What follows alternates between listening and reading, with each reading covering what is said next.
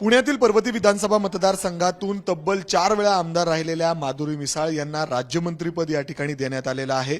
एक नाही तर तब्बल 6 खात्याचं मंत्रीपद त्यांना या ठिकाणी देण्यात आलेले आहेत। ते आपल्या सोबत आहेत।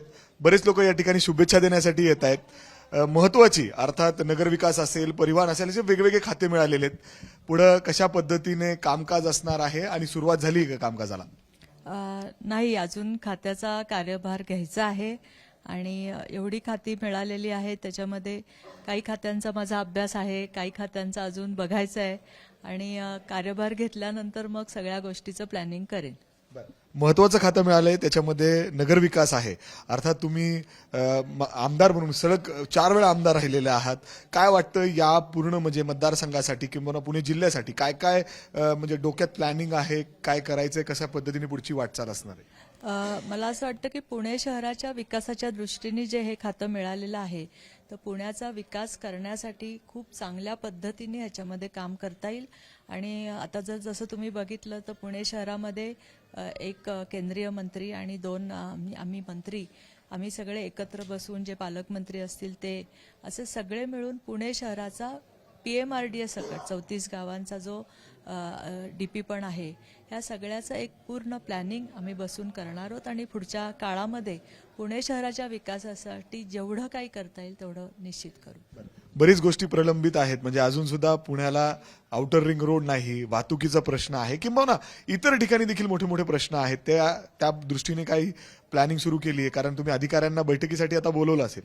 नाही, जर तुम्ही बघितलं असेल तर भारतीय जनता पार्टीची सत्ता आल्यापासून ज्या पद्धतीने पुणे शहरामध्ये मेट्रोचा जसा विकास असेल किंवा नुसतं सांगितलं नाही, नदी सुधारचे प्रकल्प असतील, मेट्रो आज सुरू झाले, या पद्धतीचा जो विकास आहे तो निश्चित होतोय आणि तो फास्ट होतोय। आणि पुढील काळामध्ये आता आपल्याकडे नगरविकासचं जबाबदारी आल्यामुळे किंवा वाहतुकीचा प्रश्न आहे जो पुण्याचा, तर दोन्ही एक त्याचं कॉम्बिनेशन करून तो प्रश्न पण आपल्याला सोडवता येईल। पुण्याचा रिंग रोड आहे, पुण्याचं विमानतळ आहे, पुरंदरचं येणारं हे विमानतळ पण आम्ही आमच्याच पक्षांनी केलं। तर त्यामुळं आपली सत्ता दोन्हीकडे असल्यामुळं निश्चितपणे खूप जलद गतीने पुण्याचा विकास होईल। खरं तर जेव्हा तुम्ही शपथ घेत होता, तुम्हाला असं वाटत होतं एवढी महत्त्वाची खाती तुम्हाला मिळतील राज्यमंत्रीपद मिळाल्यानंतर? नाही, माहिती नव्हतं, पण मला असं वाटतं की मी खरंच पार्टीचे आमचे सर्व नेते यांना मी धन्यवाद देते। मोदीजी, अमितभाई शाह, आमचे देवेंद्रजी, बावनकुळे साहेब, की त्यांनी एवढा मोठा विश्वास माझ्यावर टाकला। एकीकडे मंत्रीपद आता वाटल्यानंतर बरंच विलंब लावला ह्याला, परंतु आता पालकमंत्री म्हणून सध्या रस्सीखेच सुरू झालेली आहे। तुम्हाला काय वाटतं कुठले दादा पालकमंत्री व्हावेत? रस्सीखेचचा जो शब्द आहे तो मला असं वाटतं की तुम्हीच आणलेला आहे। महायुतीत अशी काही रस्सीखेच नाहीये। पालकमंत्र्यांचं वाटप पण ह्याच पद्धतीने सुरळीत होईल। तुम्हाला कुठला दादा वाटतं? 2 दादा आहेत पुण्यामध्ये सध्या फॉर्म मध्ये। त्याचा निर्णय आपले देवेंद्रजी फडणवीस CM साहेब घेतील। तुम्हाला कुठलं वाटतं दादांना? कुठले दादांनी त्यांच्या दोघांचंही कार्यकाळ बघितलाय तुम्ही, म्हणजे अर्थात तुम्ही 4 वेळा आमदार राहिला तर दोघांचाही कार्यकाळ बघितलाय, म्हणून कोण पालकमंत्री म्हणून तुम्हाला आवडेल? नाही, आवडण्याचा काही प्रश्न नाही। कोणी आलं तरी निश्चितपणे कुणाबरोबरही चांगलं काम करायची माझी तयारी पण आहे।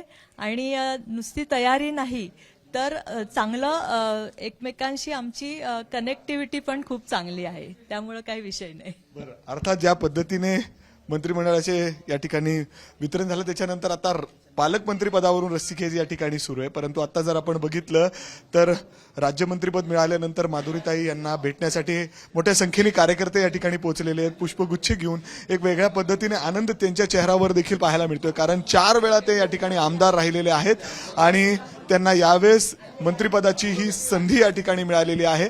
आणि 6 खाती, 1 नाही 2 नाही तर तब्बल 6 खाती असं त्यांना या ठिकाणी राज्यमंत्रीपद म्हणून मिळालेली आहे। आणि महत्त्वपूर्ण खाती, कदाचित स्वप्न म्हणजे एवढी अपेक्षा देखील नव्हती, मात्र त्याच्यापेक्षा जास्त त्यांना या ठिकाणी मिळालेलं आहे आणि या सगळ्या खात्यांना ते न्याय देतील अशी या ठिकाणी ते ग्वाही देत आहेत। कॅमेरामॅन विजय राऊतसह मी मिकी घई, ABP माझा, पुणे। ABP माझा, उघडा डोळे बघा नीट।